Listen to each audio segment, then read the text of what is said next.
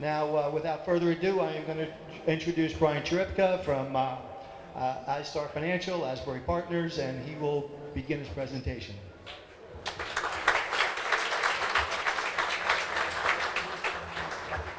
Good morning, everyone. Thank you, Pat. Thank you, Marilyn, for hosting this event every year. And thank you, everyone, for coming out this morning. I'm going to try to, I have about 30 slides here, but I'm going to try to move through it fairly quickly. A lot of it are just pictures. A lot of the slides are just pictures. Some of the slides, if you were here last year, you may have seen a couple of these slides before. And then we talk about some new stuff towards the end of the presentation. I really would like to leave enough room or enough time for questions, because to the extent I can answer everyone's questions before we need to leave, I would like to do so. But again, thank you for coming out this morning. Really this is just a sort of an annual update to everyone about where we feel we are in the redevelopment process here in Asbury Park. We're extremely excited about our accomplishments over the past year, and we'll show some of those to you and then talk about where we're going. So this slide, the first 5 slides, I pretty much put into every presentation because I don't get a chance to speak with everyone that often. I want people to recognize a couple things. So the first 5 slides are they're similar to what we talked about in the past. I put the objectives for the waterfront redevelopment in here because these are the same objectives we really had back in 2011 when we post-arbitration with the city. When we took over, and you're going to see some of these themes. That we set some goals for ourselves in 2011, and you're going to see how some of these objectives are starting to be met now. And I just want to provide that roadmap for everyone in the community, because I believe, my favorite 2 words when I think about redevelopment are stability and certainty. Because if I don't have stability and certainty, both politically and economically, if I can't provide that, then we can't bring new people into the community, and we can't create a better future for the waterfront. So we talk about attracting well-capitalized redevelopers, establishing momentum, building diverse housing product, using the existing momentum that's already here, maximizing the development potential of the blocks that we have in the waterfront for the benefit of the city. We need to amend the existing waterfront redevelopment plan, and ultimately all those things work together to create a better long-term tax base for the city of Asbury Park, which is really my #1 job. To redevelop the waterfront, create a long-term tax base. The city government then uses that tax base to do other things throughout the remainder of the city. Along the way, the 2 bullets at the bottom, we added over time, create economic opportunities and training programs for local businesses. I think we are extremely proud of what we were able to do, working with our partner at Salt Hotels over at the Asbury, creating more than 60 local jobs, and the 10-week training program. And then ultimately, the spirit, because what we don't want to do is, and this is a hard one here in Asbury Park, because we're really building on so much vacant land. We want to bring you in, but not lose the eclectic spirit that makes Asbury Park, the character that makes Asbury Park unique. And I'm going to talk a little bit about old and new, right? Salvation Army, old, 1101 Ocean, new, and how that combination, internally at iStar, we think about that blend between old and new redevelopment and trying to keep the spirit. So again, keep the spirit. Go ahead. Revive the waterfront. Don't rush it. You don't see us out here just selling parcels to other developers and saying, hey, come in here really quick and just build as much as we can as fast as we can. We think if we were to do that, we sort of lose the nature of what we're ultimately trying to do. You're going to lose that spirit. So we don't want to rush it. Great photo of Vive. And then get the message out. And I'm going to talk a little bit about getting the message out. Hopefully, everyone here has seen some of the PR that the community has been getting. New York Times, USA Today, Wall Street Journal, W Magazine. We're going to talk about some of our efforts and who we're working with to get the word out. Because Asbury Park is such a great community. We feel it's a hidden gem. So we want to spotlight, this community, this iconic city, and then work together to make it great. Next slide. So this goes back to the first. This is really goes back to one of those strategic objectives, right? You're going to see some of those first bullet points start to appear now under the projects that we've actually been building. Reestablish residential momentum. Start with Vive. Start with something small. Attract developers like Hovnanian. Hovnanian came in, did very, very well, selling their 28 units. We saw a meaningful appreciation in the price of those units between Vive and what Hovnanian was able to do. And they're already done, built, and sold out, which is fantastic for the community because that means they're contributing taxes back to the city. So we're looking at tax increases after all the pilots and incentive program, et cetera, you're probably increasing the tax revenue to the city 10 times. Every time you see a little project goes up, the net to the city is probably 10 times greater than what it was before. And what that means is ultimately, if we're successful across 2,000 units or more, the cost of services in Asbury Park really should go down, not up, because you really don't need, the services grow incrementally while the tax base is growing very fast. So from Hovnanian, strategically, we went to Monroe, and I'll talk about the Asbury in a second. But from a planning standpoint, with Monroe, we're trying to introduce a new architectural standard of design. So working with Andre, our creative director, working with Chad Oppenheim. Chad's great. He's from Monmouth County. He's a Miami guy now. But what we're trying to do is sort of bring a different type of architecture that people haven't seen before along the Jersey Shore and bring something new and special to Asbury Park. And so we hope that when the building, and we'll talk about where we are in the construction process. Sorry, Brian. That's okay. We'll talk about where we are in the construction process, but when that building puts the stone panels on its exterior and it gets closer to completion, hopefully everyone can see, the great work that Chad and Anda are bringing to the community. The Asbury Hotel. The goal was to create a transformational destination, right? Take something that has not been active. That building was vacant since 2004. And in my first years at iStar, people came in, they said, I'm going to redevelop it, we're going to do this, we're going to do that. No one ever did anything. And in 2013, we bought that from PNC Bank.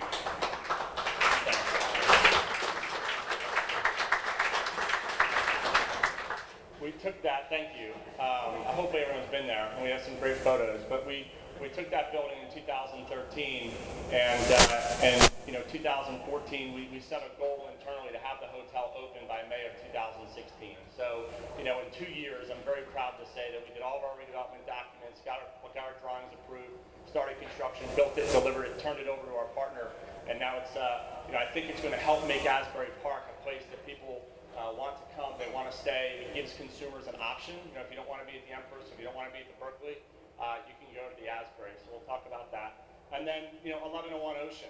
This is just an iconic project for us. We think it's very, very important to the community. We are taking our time with its design, but we believe that it will elevate the customer experience and help make Asbury Park more of a destination again. So we're talking about, right now, Asbury Park, obviously in the summer the crowds come in, but how do we help make Asbury Park a year-round destination, a vibrant city, even more so than it is today. Downtown's thriving, a lot of great things happening, but what can we do in the waterfront to attract people to the community and make this a year-round destination? Go ahead. Public relations. Just some PR here. So since August 2015, Asbury Park has received more than 830 placements and over 2.1 billion impressions. These are some of the, Travel and Leisure, New York Times, New York Post. We're getting the word out, right? This is about getting the message out. We know this is a great city. Let's share everything that's great about this community with people outside the area. Go ahead. I guess the point of the next two slides is better things continue to happen. I mean, I probably could have had some better pictures of it before, but some of the things we've been able to do over the past year, that's a picture of Atlantic Park when it was actually under construction. And the picture on the right is a picture of Atlantic Park today. All new irrigation systems, sod, and we actually worked out an agreement where iStar and our contractors are maintaining that park for the next 3 years. Because one of the things we feel very strongly about when we make an investment, we want to make sure that it continues to do what it's supposed to do for the community. So that's part of the infrastructure financing program. About $2.7 million in infrastructure around that block and down down Fifth Avenue to Kingsley Street. On the bottom is Asbury Lanes, going through its own transformation right now. We started with the roof because we had to stop the water from coming in. So right now Asbury Lanes is closed. We're working on the redesign of the interior, but in the meantime we will put a new roof on it, and we do have our planning board approvals, but we're moving in a positive direction there. Next slide. So phase 4 infrastructure, I mentioned there's 4th Avenue right there, and you can see the reconstruction of 5th Avenue on the left-hand side. basically we added 70 parking spaces. The net result to the city, 70 new parking spaces that they'll pay and get revenue from. So these are little things that a lot of people don't know. They just sort of happen. And then, what I would say, we're going to talk about future initiatives, right? Because we're putting in these streets, and the street got a lot wider to accommodate more parking and bigger sidewalks and all that stuff. You'll see all the electric is going underground. So those electric lines go away forever. We'll come back again and downstream, and we will add things like bike lanes, and maybe there are opportunities to do bump outs and things like that. We have a choice to make along the way. These plans were approved, believe it or not, back in 2004. So I'm simply taking the plans that were previously approved, making whatever minor modifications we need to based on code or discussions with the city engineer, and then putting the work in the ground. Because in my mind, I don't want to wait to talk about another idea that could be better, and then nothing ever happens. The net result for the community, new streets and new infrastructure that I think everyone benefits from, and the city gets more revenue. And then on the bottom, you'll see that we've undergone some a rebranding. When we first came into the community, we were Asbury Park Waterfront, because we felt very strongly that we were trying to identify, who is iStar, right? What is Asbury Park Waterfront compared to Asbury Park Boardwalk, compared to the Chamber of Commerce and all the different various organizations out there? What we've realized over time, and sort of in line with our long-term strategy, is this isn't about the waterfront, it's not about the boardwalk, it's not about the downtown, it's really about Asbury Park. So gone from our logos is waterfront, and you'll see on the front of the presentation, in the back, you'll just see Asbury Park. So you see our Jeep cruising around, everything just says Asbury Park. When people come to our information center, we're talking about Asbury Park. So it's a subtle change, but one we hope that people recognize, because ultimately we are promoting this great city. So that's hopefully, I love the new color scheme. I think it looks better. I think orange, poppy was, to attract attention or something, but certainly like the new color scheme myself, so please stop by there. Next slide. Next two slides, we just talk about trends, and I'm not going to get into the numbers and everything, but at a high level, things are definitely improving. City parking revenue, this is revenue on the parking lots that we manage. Last year, we had 300 new parking spaces to the community.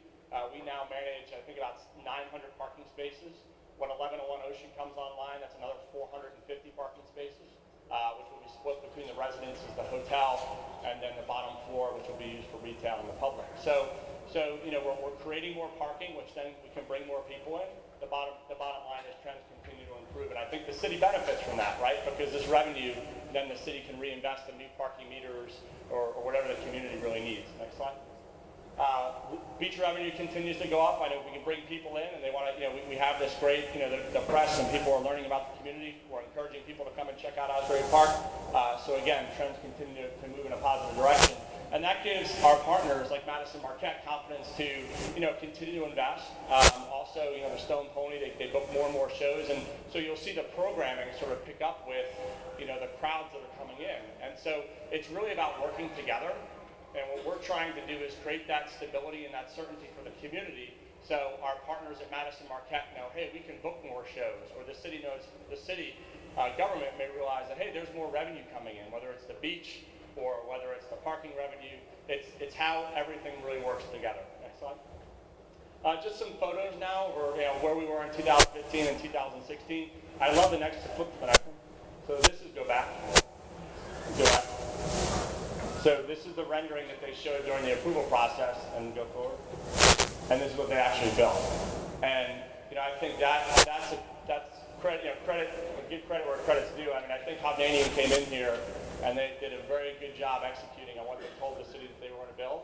And I think that's a great photo. I definitely think it fits into the urban aesthetic of downtown. Keep going. Monroe. And we'll talk about this right now. Keep going. So this was Monroe last year. One more. And this is Monroe today. If you're wondering why it's still wood framed, it's because we're waiting on our stone panels from Texas. And so once those stone panels, once we get those stone panels up and around the building will definitely change the way it looks. But right now, people ask me all the time. They say, "Well, geez, Monroe open for sale. How do I go and get in there? How do I find information?" Strategically, I just think Monroe sells better when it's built. We've done a lot of things inside the building that are very different.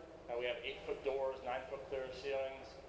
We have large windows, and I think it's all single loaded corridor, which which means that every unit faces out, and you have a corridor in the back, so no one has to look at the K. Hovnanian site behind you. If you were to buy a unit in Monroe, you're always looking out towards Ocean Grove, out towards the ocean front. And so, we just made a strategic decision right now not to open the sales center.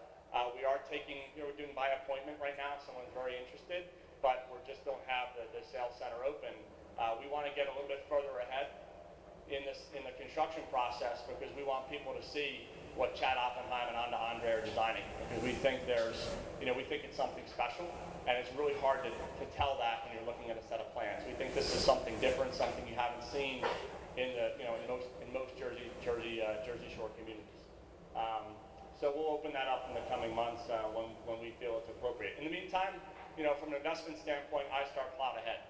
So where other developers might say, hey, you know what, I'm not going to do it until I have contracts. We said, no, this is important that people see how we're trying to elevate the architectural style. We are going to move forward. We're going to build this project, and we'll open sales at the appropriate time. Next slide. And here we'll talk about the Asbury. This is a slide we showed last year. We completed in May 2016. Next slide. And this is Asbury, 4th of July this year. So this is an actual photo. Once again, we sponsored the fireworks. Hopefully everyone was there this year. We try to make them a little bit bigger and better every year. And this is a great photo. I need to give credit where credit's due. I can't remember who took this photo, but I can't remember where it came from, but I think this was not a professional shot. This was someone in the community. Right, so we boosted this out through our social media channels as well. But we're extremely proud of it. I have a bunch of slides in the interior we'll flip through real quick. This is the interior lobby space, the sunken living room, the main lobby. Keep going. This is the grab and go area inside if people have not been inside the hotel yet. Go ahead. This is the Baronet, the 5th floor rooftop with the artificial turf, and that what we're looking at, the little lifeguard stand is actually just basically where we hire our movie theater to project movies on the side of the wall there. Go ahead. This is the pool at night, and some interior shots of some of the different rooms. That's one of the suites, bathroom. Actually, go back one. So this is one of the bunk rooms. This is one of the bunk rooms we have. This sleeps up to 8. So you have 2 bathrooms here, one on the left, one on the right, and then you have some seating and 4 bunks on the left and 4 bunks on the right. We have 12 bunk rooms that are kind of fun. I mean, what we're seeing is people come down here, 3 or 4 people want to get together, they rent out a bunk room. It's actually, more affordable because everyone's only throwing in, $75, $100 a night, but it's a lot of fun. Next one. And then just an exterior shot. That's what we call a sound booth, where we have live music and the greenhouse that we have in the front of the building. And so last year, just to get on the Asbury, I guess before I move off that, the one thing I would just highlight is just the job creation. Working with David Bowd, we couldn't be happier. Bringing David into the community. This is a project. David is a fantastic entrepreneur. Has a tremendous experience in the hotel business, and his training program, the 10-week training program, originally he designed it for 80 people. He received 300 applicants. He upsized the program to 160, accepted 160 applicants. I think by the time he started, they had about 140, and then 110 graduated from the training program. And after that 10-week training program, then those individuals interviewed for positions at the hotel.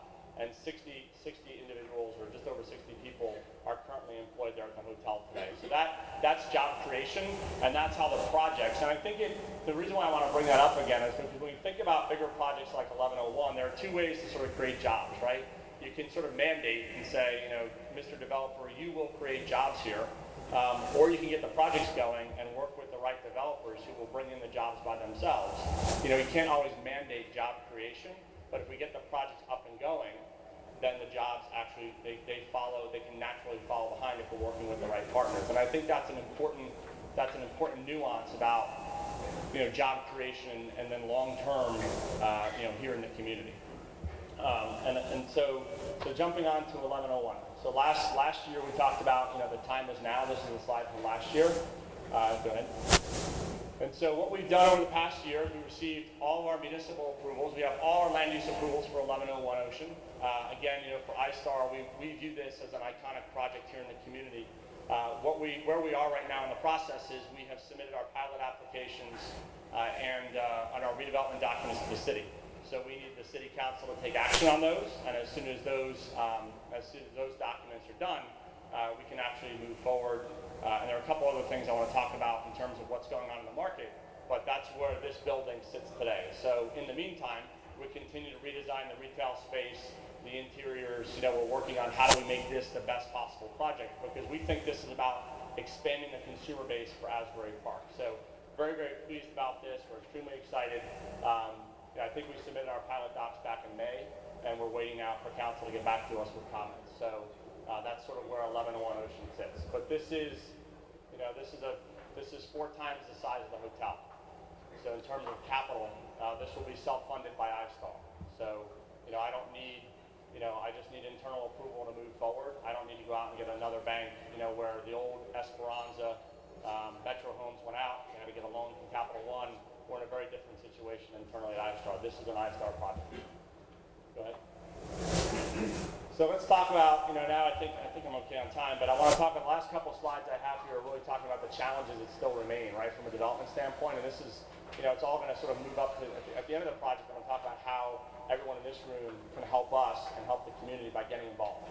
Because this slide, and I showed this slide back in 2012, I've just updated it. And what I've been able to do now is add more council elections and more interim city managers to this, which says one thing. Political instability and uncertainty tells developers not to come in here. Okay, it's just plain and simple. If it's a hard place to do business, if there are too many fees, too many restrictions, if there's too much uncertainty, if you're constantly changing your professional staff, that instability tells developers, you know what, I'll take a pass. Anyone watch what's happening in Long Branch right now? So you had Extel and Kushner come in for $200 million and buy up, what it was applied to development rights. They're moving forward. There are several large redevelopment projects moving forward in Long Branch right now. Now that market is a little bit more mature in terms of where it is in the redevelopment cycle, but they are aggressively moving forward with a lot of redevelopment. So that's something that we certainly keep an eye on. Stability and certainty, the bottom, I added that arrow because I feel like our presence here can help bring some stability and certainty to the community. If you have visibility on what iStar is doing, if you know that we have credibility, we say, hey, we're going to build this project, we're going to self-fund it, then we can work together to create that stability and certainty, ultimately give the governing body confidence to back the documents and things that we need to get approvals, and then we can move forward with the project creating jobs and tax revenue. Go ahead. So, this slide, when I think about the future and where we are today, this is the first thing that came to my mind in terms of the title. Was, why not be great? We can continue to just sort of do what was already approved, or we can find opportunities to do things that are bigger and better for the community. And I put a couple of those up here. Like the Complete Streets Coalition. We talk about bike lanes, creating more green space, making it more pedestrian friendly. These are all things we should be focused on. But how we achieve them, that's where the devil's in the details. Redevelopment of the casino and the carousel. I'm just disappointed. Like when I look at this building, right? This is like yesteryear. This is, you could take a photo, put it in the New York Times today, and no one would know whether this was 10 years ago or today. And so for us, we think that redevelopment of the casino and the carousel pad are critical to the success of 1101 Ocean and what we're trying to build across the street. Because what I'm afraid of is that, I convince somebody to come down to Asbury Park, hey, this is an iconic project for iStar. They buy a unit, they walk out the door, they make a right, and that's what they see. And so we're asking people to put meaningful dollars, as everyone knows, whether you're buying at Vive, South Grand, or 1101 Ocean, or any future residential project, we're asking you to become part of the community. And this says uncertainty. So I just want people to know we have been in discussions with Madison Marquette. iStar has made a proposal to accelerate the redevelopment of the casino and the carousel.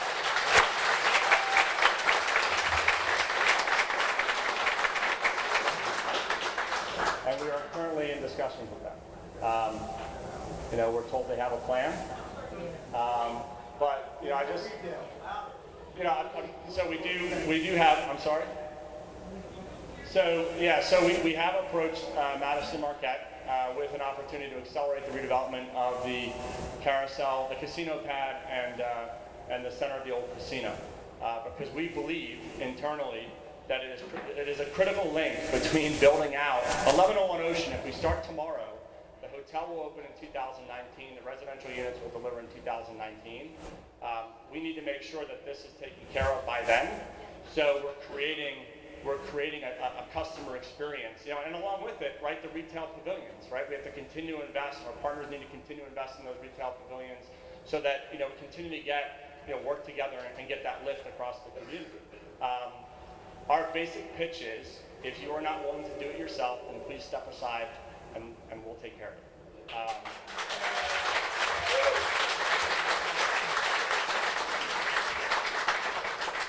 Now that's not, and I just want to be clear, we are in no way looking to, this discussion is specific to the casino and the carousel pad because of the size of the investment, the importance of the overall, just like 1101 Ocean is very, very important to the community, we believe the carousel, the casino, and the casino pad are as well.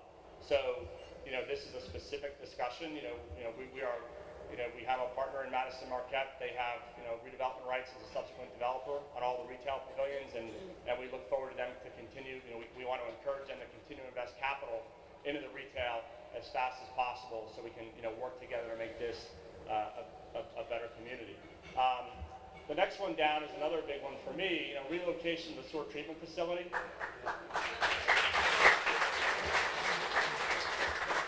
And I think half the room will probably call me crazy. I know internally they're like, what is this guy talking about? But, I've been around the development business long enough to know that this can be done. And I meet naysayers every day. I mean, when I started here 5 years ago, people told me, oh, it's Asbury Park and I don't want to build there. So we built 5. And then KHOP came in. And then, people said, I don't know, so we're building Monroe. And then we built the Asbury. The bottom line is if people don't believe in us, we will choose to believe in ourselves. So the relocation of the sewer treatment facility, to me, this issue is directly linked to a long-term solution for Bradley Cove. And I know that's, that gets a lot of, press. I mean, we have not done anything with Bradley Cove. We continue to say that that whole area needs to be rethought. And so whether we make it a long-term park or, but what happens in Bradley Cove, what happens to the sewage treatment facility, it's all tied closely together. So where we are with that is we have submitted documents to the city asking us that would allow us to spend up to about $100,000 to get studies done. They're build-out studies, which would say, here's the sewer capacity you need if you were to build out all of Asbury Park, and here's the capacity of neighboring facilities. And then we take all the data, hopefully by December, we look at it, and we sort of put our thinking caps on, and we try to figure it out. I truly believe that we can do this, but this is our one shot. With iStar, with our balance, with the knowledge we can bring to the table, with the participation of the community, with the participation of the municipal government, I think we can work together to figure this out. We have programs like the infrastructure financing program, and there are other programs in the state that we can use. There's no doubt this is a heavy lift, but if we're not going to do it now, then we're just going to accept the fact that there's going to be a sewer treatment facility on the ocean from now until forever. And to me, that just seems like not the right answer. So we're going to give it a shot.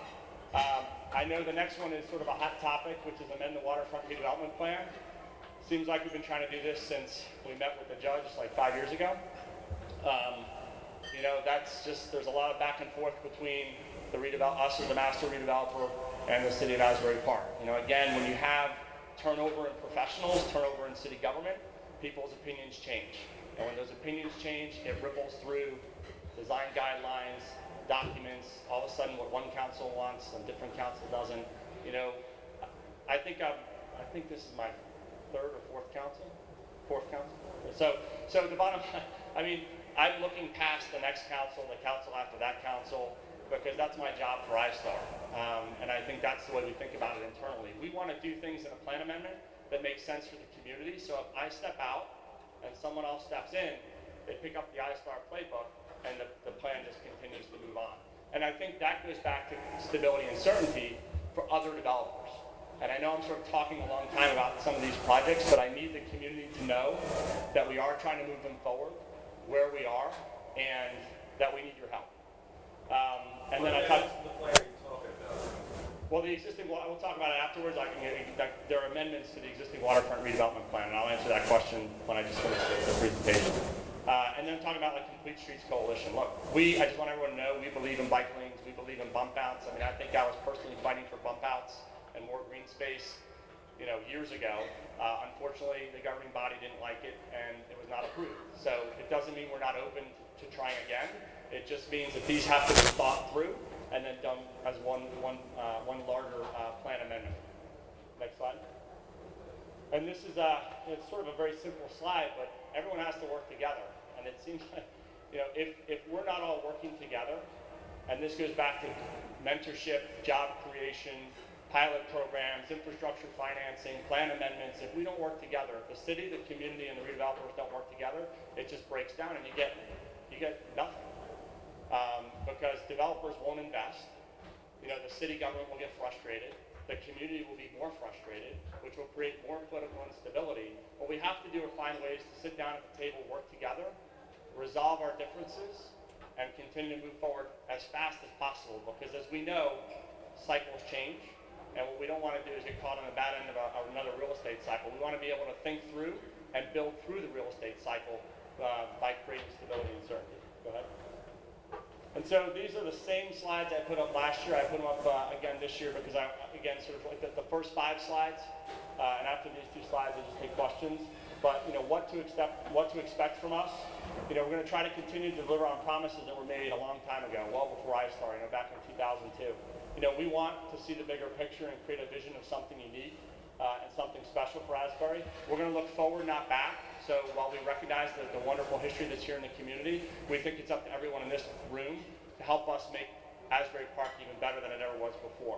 So we're going to look forward. We want to be thoughtful in our approach. So we have to make decisions constantly. What do we do? Do we put the street in, or do we wait to try to get bike lanes? We have to make those business decisions, but we want to be very thoughtful in how we do it across the community. A perfect example is Atlantic Park. We first approached the city last year with a redesigned park with lots of trees, and it was raised, and we're going to put a gazebo in the center, and it really didn't go anywhere. So we came back and we looked at our redevelopment documents, and we said, well, our redevelopment documents say if we just scrape the park and put back what was already there, no one can stop us. So that's what we did. We scraped the park, put in new sod and irrigation, offered the city a 3-year maintenance agreement, and the result is the community now has a brand new park. So we're going to continue to try to look for ways to move the redevelopment forward. But this is all about continuing to work together, and then stop accepting the status quo, like the storm treatment plant, and just believe that collectively we can do better. Next slide. Now here's what we really can use from you, how you can help us and help the entire community. Please continue to get involved. The fact that you're here this morning, that you're giving up Saturday morning on a beautiful Saturday in the summer to be here to listen to me talk is fantastic, because I want you to hear from me what we're doing. And then this way, when people say, those guys at iStar, they're not moving, look at Monroe, they're not moving forward with it. No, I am, but the panels take 12 weeks to build. So I'm waiting on my stone panels to put on the side of the building, open the sales center. You can hear this stuff directly from me, and you can ask me questions. Please be vocal when it comes to issues that are facing the community. If you want bike lanes, if you want the plan amendments, certainly developers want the plan amendments because they have land in the redevelopment area. But I think the community, we went through the Waterfront Advisory Committee process a couple years ago. We got everybody together. We came up with some plan amendments. Our draft plan amendment for the community was 80% consistent with what the community told us they wanted. And the documents that came back to us from the city, unfortunately, are not the same way. So we're going to continue to fight for what we believe the community is asking us to fight for, but we need your help to put it in gear. Be positive. There's so many people who want to tell you that Asbury Park isn't going to come back. They look at 1101 Ocean, they say, it's never going to happen.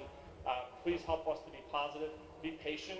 It does take time, but you can start to see how these things are pulling forward now. You can start to see Vive, South Grand. Just so you know, some of the units that we sold for $500,000 at Vive are now selling for over $800,000. To me, that was the deal. Someone took a bet on iStar because no one knew who we were, and we sold them that unit at $500,000. A couple years later, they were able to get some price appreciation and resell that unit. That's good for them. It's good for us. It's good for the community. The city gets additional tax revenue out of that. So rising tides really do lift all boats.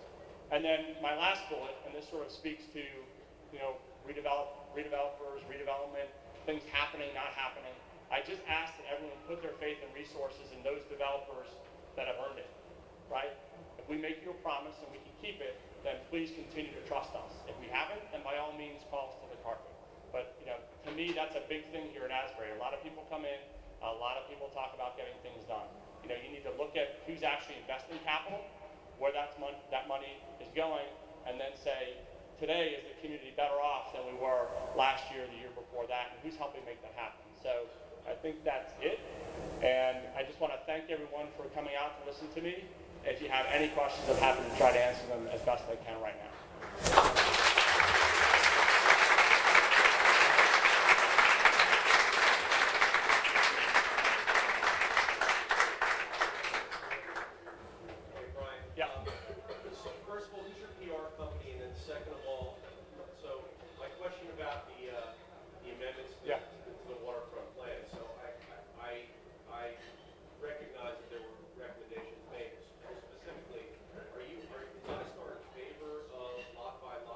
Absolutely.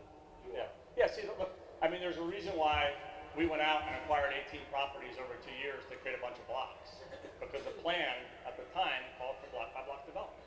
And I didn't want to stop. Since day one at iStar, my goal has been to make a promise and then deliver on it as best I can. So the way I could do that was going out and acquiring blocks and then putting those blocks into redevelopment, because I knew the plan amendment process wasn't going to happen very quickly. So yes, we are in favor of less than block by block development, because we believe, rising tides lift all boats. My rule with respect to less than block by block and small redevelopments is very simple. We all pay the same freight. So if we had a standard that was established up here, then I just ask that everyone comes behind us and plays by the same rules and the same standard. Right. So you said we can help by getting involved with the city council, having our voices heard, right? So yeah. I was on the committee that formed those recommendations right. back then, you remember? Yeah. And so we did that, right? We decided had a committee formed, we made the recommendation, but it didn't happen. So what do you recommend to actually get that? Well, I think you go back to the city manager, and I think you go back to the city planner, and I think you go back to the members of council, and you say, hey, look, there was a process, right? And the process, and we took time, we brought professionals in, we listened to people. I'm not saying we need to do that again. I'm saying that committee came up with a series of recommendations, but the draft that we presented to the city back in 2014 was 80% consistent. Not that we don't have issues to work out, but the plan that we received from the city recently was 180 degrees different than what the Waterfront Advisory Committee had recommended. So my question back to the city was, where is this coming from? Because we talked to the community, we listened to what people had to say, and the committee was by and large in favor of what most of those plan amendments were. So I would just say those are conversations with the governing body, those are conversations with the city manager, the redevelopment, and just ask that. I don't have an answer to that question. So if you get one, just call me, because I don't know where those changes came from, but I can tell you that it just slows down the process. And I will say in front of everyone, more than happy to create another committee.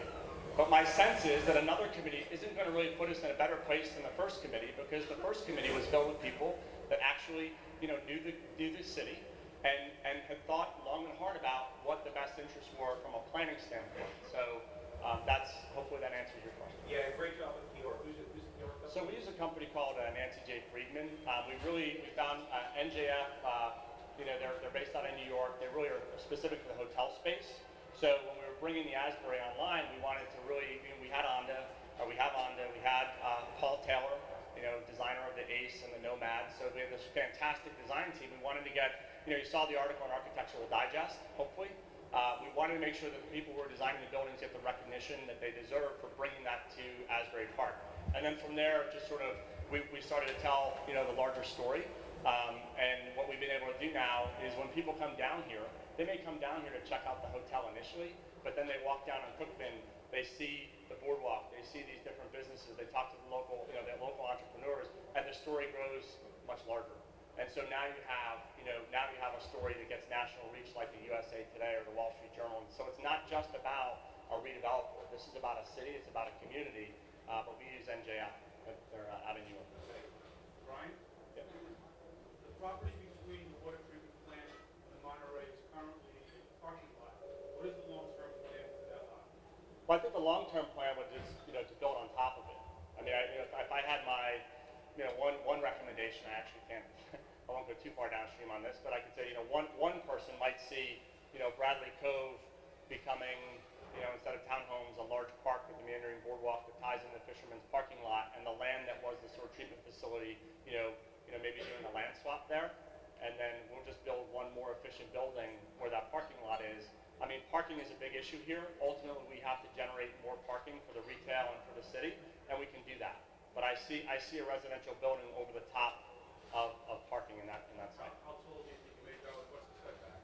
Well, and the setbacks right now are set at the boardwalk, and I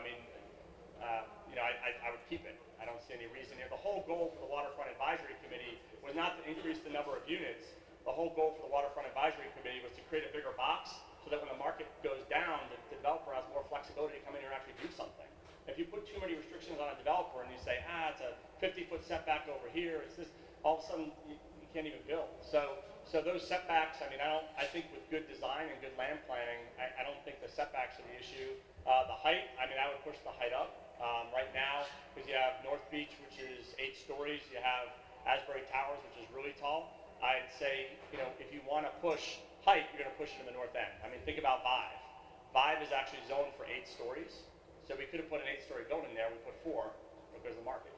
So, it all works out, is my point. I think we just have, that's what the Waterfront Advisory Committee did. They actually made recommendations block by block on the height.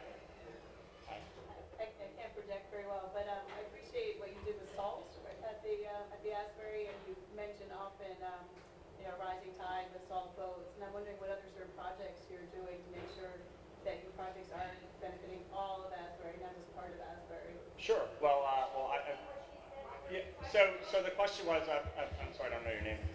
Diana. Diana was asking. She said, thank you for what we did with SALT and our partner with creating local jobs. But what are you thinking about, long term? How are you making sure that the entire community is included? And so it's not just sort of like a one and done thing. And I have a couple angles that we can talk about there. So one is, I work with the Boys and Girls Club very closely. I do sit on the board over there. We have a very strong affiliation with the Boys and Girls Club today. We are trying to work more and more with the Asbury Park School District to, we had some of their students actually participate in the training program. With projects like 1101, what I would say to you is that when you get that project going, there are opportunities to create mentorship and job training by working with the general contractors. It's not about giving the local subcontractor a job or mandating, hey, you need to use local labor. That doesn't work. Like, their building costs more than $150 million. They can't meet the insurance requirements alone. So, there's liability there. So what do? We partner a local subcontractor with a bigger contractor, and we say, hey, we have a $3 million electric contract. We're going to carve out $300,000 worth of that work for a local sub, and he's going to work under the bigger sub. And then, so those two working together then complete the job, and that's how the project moves forward. We can also create apprenticeship programs, so maybe some of the kids, if that project takes me over 2 years to build, I can go to Asbury Park High School with our general contractor at Sardoni, and we actually have met with the city council about this already. And we can create a mentorship program and an apprenticeship program that says, hey, this student is not going to vocational school, or maybe they are, but we can get them a job, or we can help get them into training as an apprentice with a subcontractor.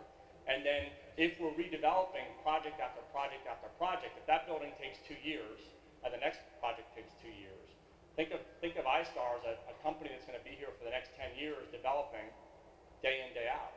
And so all of a sudden it's not one and done, it's one job to the next job to the next job, and then we've exposed that person to a larger contractor. Maybe they go work up in North Jersey. Maybe they don't want to be in Asbury Park anymore. That's the power of the people that were hired into the hotel, is what I told them, and I think this is what David Dowd believes. Just because you start at the Asbury, David has 4 hotels and he's growing every day. He's looking at opportunities internationally. So where you wind up with SALT, just because you start in Asbury Park doesn't mean that you're going to wind up here. You can wind up at a different hotel. How you perform, that's up to you. And we are going to hold a high standard. And if you can't perform, we're going to ask you to leave. But that's how I think we can do that. What are the plans for the North End Pavilion and that area going forward? Like Sunset Pavilion? Well, the area just beyond the convention center and all of that, is that tentative to waiting for the sewer treatment plant? No, no, that's a great. So the question was, what's happening sort of at the North End Pavilion? I think he's talking about Sunset Pavilion, just north of Convention Hall, across the street from the Berkeley. That's a Madison Marquette building, so I would simply defer to Madison Marquette and tell you to contact Peter Tamai or Terry Turner Anselm. And that's and that's why I wanted to make the point about the carousel and the casino. We feel like that's just too big of a project, and that's why we specifically went to Madison and we said, hey, we have a deal for you. And we're trying to work something out there. With respect to Sunset and the other pavilions, we just hope, they have their own development plans. We encourage them to invest capital. We think now's a great time, and we hope they follow suit. But that's the best I can say there. I know that the city is forming a committee to look at Sunset Lake, and I'm just curious, does iStar have any interest or any plans in assisting, cleaning that up? Yeah, sure. So we have talked with some members of the local community. I think I've had some sidebar conversations with the council. I have an easy solution for it. We have an existing infrastructure financing program.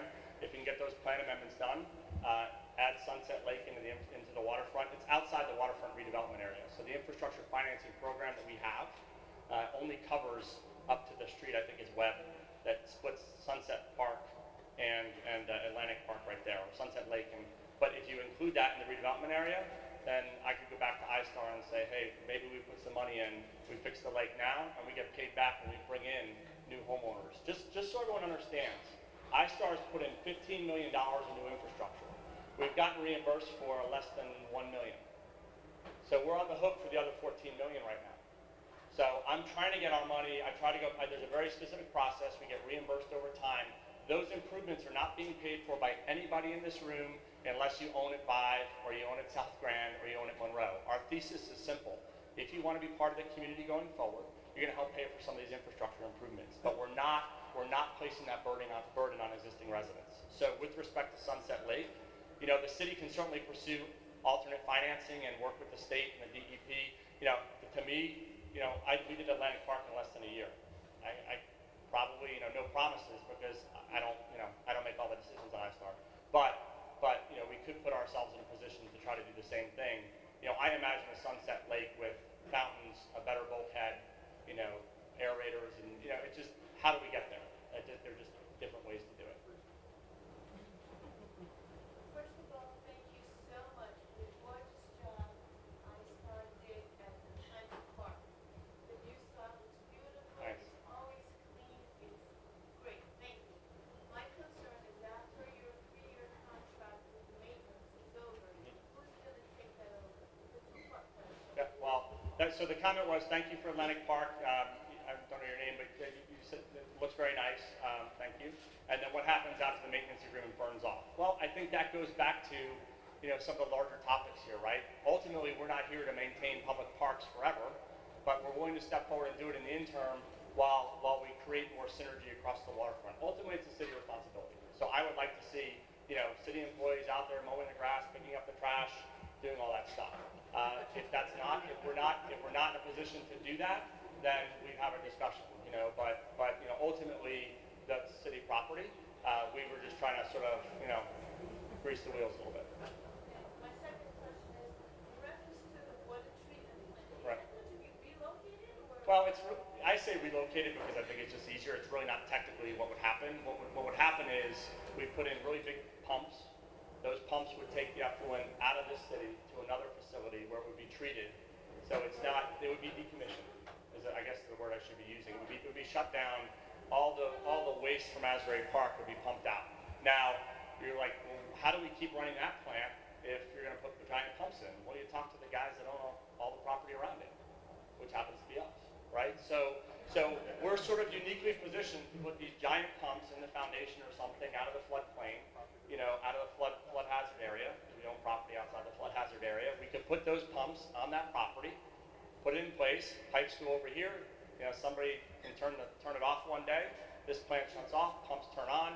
You need more pipes. It's very, very complex. I don't want to minimize it. There's a lot of work to go into it. The first step is getting the study. And iStar is willing to contribute the money to say, can we do this? Because ultimately, that's where we feel the long-term solution is for Asbury, for the north end. But does that help? Okay. I'm just going to move from front to back, if that's okay. What's happening with the property at Third? Which, where it's fenced in? Yeah, that's where our GC is sitting on his hands right now, waiting for 1101 to start. It's sort of a sore subject. What's that? No, there's a plan for it, but it's a construction yard right now. So, I mean, we have to build 1101. So we closed 4th Avenue headed to the east to create a staging area because the city allowed us to do that because the new infrastructure created 70 new parking spaces. Sardoni Construction is sitting in that yard working on the drawings for 1101. Ultimately, it's going to be mixed use for housing. So probably, that's what the zoning calls for. So I'm not trying to be cavalier about it. Right now, they're sitting there and, you know, we are sort of waiting, but they're ready to go. I live in the Miramar, and north of the Miramar and east of the Miramar, we were frank about it, are 2 junkyards. Right. I mean, it was 1 container to 2 to 4, now to 8. Yeah. I mean, the last time you said you were storing lights for We are. Asbury, but there's nothing being installed north of 7th Avenue. And I have a feeling that Asbury is losing a tremendous amount of business from the people from Beale that can't walk over because there are no lights. There's no passageway. I mean, is there any plan on consolidating these 2 lots, maybe creating extra parking? Because, you know, on a holiday, it's ridiculous. You can be running around and not finding anything. And Yeah. that Pat had been pushing when the Miramar was made to make that one north walking area. Right. You had said it's complicated, lights, and all this stuff has to be Yeah. sold. Yeah, absolutely. Look, I agree with everything you're saying. I guess it's a question of, you know, we have to prioritize, right? And the developer in me would say, well, Pat built additional parking for the Miramar, the residents have it. But we're not going to, you know, it depends on the plan amendments, right? So there's a renovation, you know, that's great. The Miramar, people bought those units. You know, Pat did what he was legally required to do, which was not provide additional parking. We need storage yards for lights and construction stuff. I approached the city at one point to build a 7,000 square foot temporary shed to the tune of probably about $100,000, maybe a little bit less, that we could just house everything inside, and it would look like, you know, just a giant tent. We would lease that land to the city, who then lease it back to us to sort of deal with the complexities of it, and we could hide our stuff. It didn't really happen. There are, you know, I don't know what to do with all that stuff because I don't have any place to legally put it. If I can't put it in the street. If I go, I mean, my hands are tied. You know, It's just 2 lots. I mean, you can consolidate on 1. I mean, it just seems to me, and again, I'm not an expert, but it just seems like you consolidate 1. well, I'll tell you this. I'll look at, those were lights for the infrastructure. So when we need to put lights up on Kingsley or 4th, and we brought in hundreds of lights. So if we can get rid of the connexes, I'll try to consolidate. That I can do. I certainly can do that. All right. Oh, here he goes. All right, everybody. Sorry. It's rare that I have the developer and the mayor and council in audience, so I just want to... Thank you, everyone. Take care. I just want to bring clarity to something that you said, Okay. to Peter Siegel. Okay. So the advisory committee made recommendations, and then you worked with Don Samet to create plans. That's correct. These plans were 10% done, 80% 80% done. 80% done. I would say maybe even 90. 90% done. And There were 2 issues: parking and Bradley Cove. And that was it? That was Okay. it. And those were using the recommendations. And then the city hired a new planner from North New Jersey, and what happened? I will say that there is a new planner, and I will say that the plan amendments that, you know, we're looking at now are not consistent with what we had previously submitted. So that's it.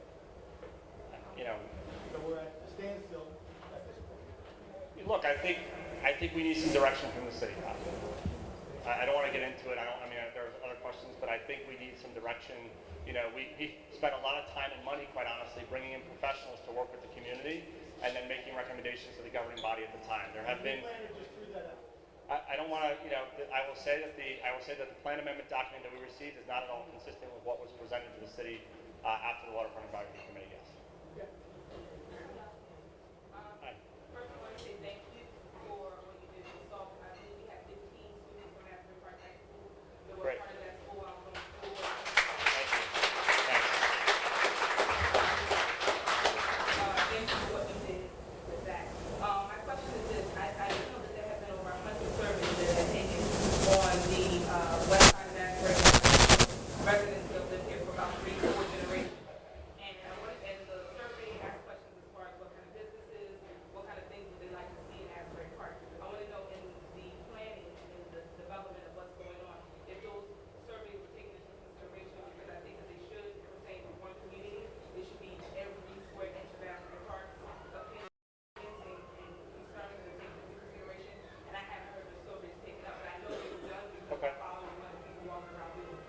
great. Well, I don't know about, off the top of my head. Okay, yeah, I'm not personally aware, but that doesn't mean they weren't done or there wasn't, Don Samet didn't work those comments into his draft of the plan amendment. I would just have to follow up on that. I just don't want to misspeak right here. But I would agree with you that, look, this is about one community. It's why we dropped waterfront from our logo. The proof is in the pudding, right? I mean, we got rid of our own waterfront logo because we don't think we're really just promoting the city or the waterfront. We think we're promoting the community. I would say that you need a balanced mix of housing and other things across the community as well. So people will say, well, why are you building all like more expensive housing in the waterfront? Well, because that's where right now this is vacant land. We're not displacing people, and that's where more expensive housing, in terms of development, generally wants to go closer to the water. But what it does is it creates a lot more tax revenue.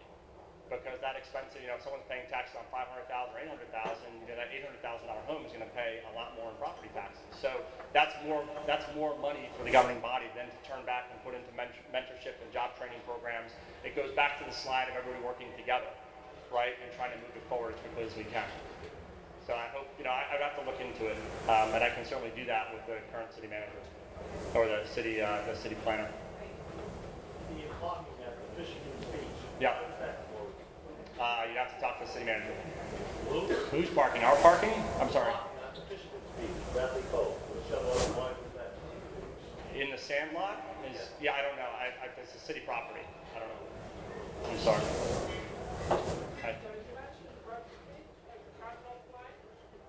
I'm sorry? Okay. Yeah.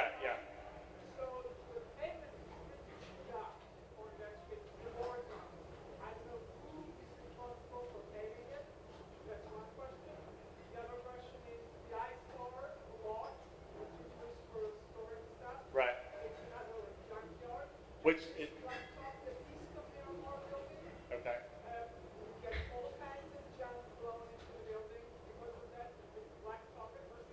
Yeah.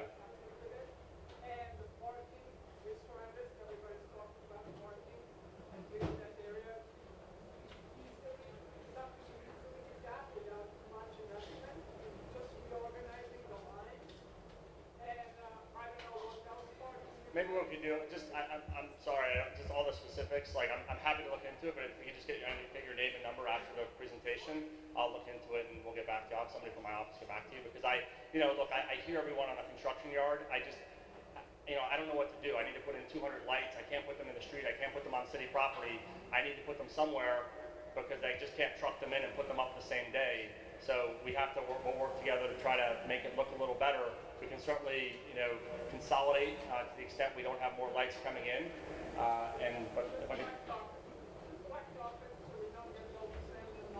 Well, yeah, and I mean, we have to think about, there is a larger plan for, do you spend $100,000 retopping a street if it's going to get ripped up, or when does it get ripped up, whose responsibility it is. So let me get your name and number, and we'll just talk offline. That's probably the best way I can answer your question. I'm gonna hold you to the end. Good. Oh, you are. Can I just move people out? Okay, go ahead.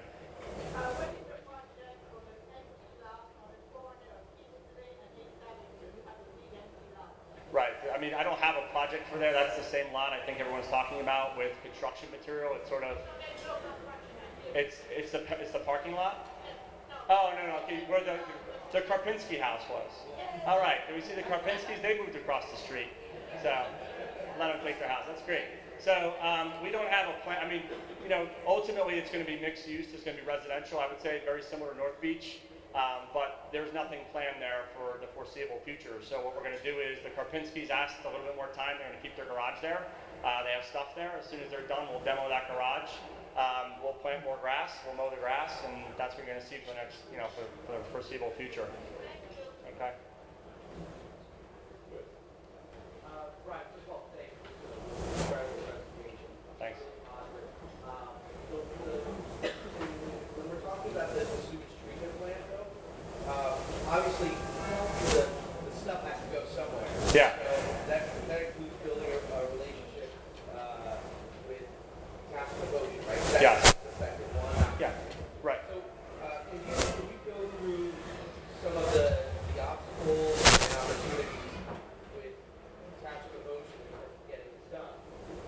Yeah, look, I mean, you know, it's, I agree with everything you're saying. I mean, I think it's a great question. It's a very detailed answer, and it's very complex.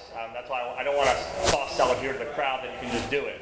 But I think we have to take it one step at a time. First question, you know, can we move it? What's the build-out capacity for Asbury Park? Second question is, you know, where does that capacity go? Because if it can't go to Ocean, it has to go to Neptune. It's just, I mean, you can't design the solution unless you know the scope of the problem, right? So I'm just trying to get to step one, which is what is the scope of the work and the problem? Then I can design a solution around it. Those conversations with Ocean Township, with Neptune, you know, all the neighboring communities, they'll take, you know, I think the reason why they'll want to do this is because ultimately you're paying them for their capacity, right? You're paying them to receive, you know, your flow. They were, yes. It's a great. I mean, and hopefully, thank you. That's a great question. They were very open to it. We had some very preliminary meetings with them, but the studies are really the next step. So I do think that they were excited about it. So because I think they have a plan, and then you know the question then is if they don't have the capacity, can you grow the capacity at their plant, or do you then need to sort of bifurcate the capacity? Some go south, some goes north. I know it sounds complex, and if I haven't done it before in my own career, where you buy capacity from other towns, and you get 7 towns to sign the documents, and everybody agrees to it. If I didn't do it before, I wouldn't think it could be done. But I really believe it can be. We just have to sort of move through it in a very methodical fashion, being transparent, saying this is the cost, how do we pay for it, what's the best solution, and we can get multiple engineers to look at it. It's not like iStar wants to use our engineer, the city can get an engineer, we can get an engineer. So I am excited about it. To me, it'd be like, that excites me almost more than building some of the buildings.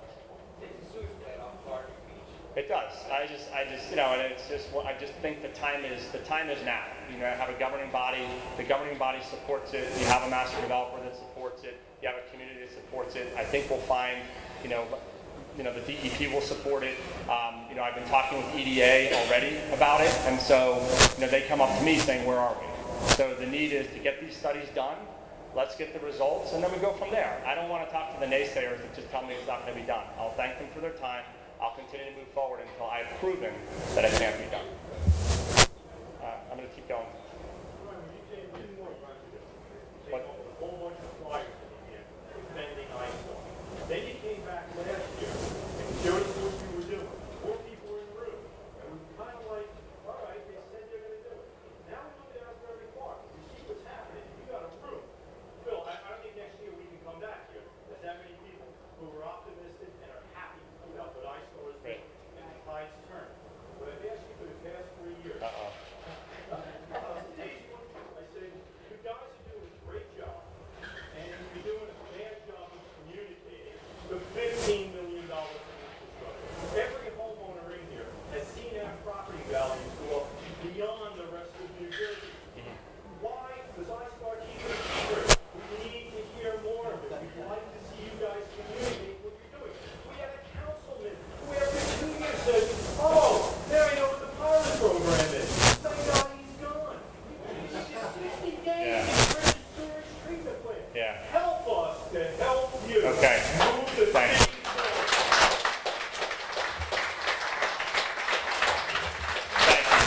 Thanks. So I have an answer though this year. I hired Catherine. So Catherine Gibson is a new marketing analyst with us. She joined iStar about 3 or 4 months ago. You know, look, it's a great point. I mean, a lot of times I'm in my office or I'm in New York. I split time between the two because, you know, it's important for me to be up in our corporate office at times. But a lot of times I'm in my office.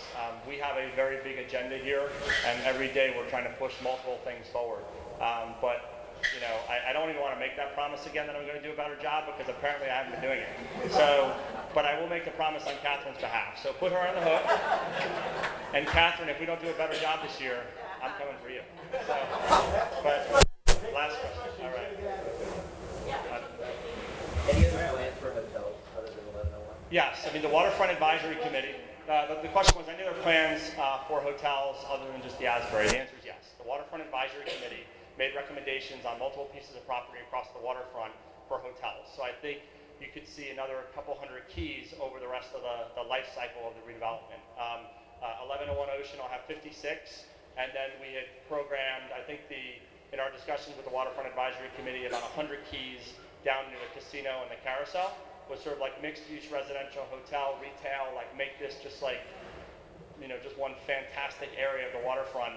And we thought a hotel and F&B were part of that. So it's not going to be like 100 hotels like maybe it used to be, but yes, there are plans for it. Just real quick, about the convention hall complex. I think many would agree it's the most magnificent building in Asbury. Can it be saved?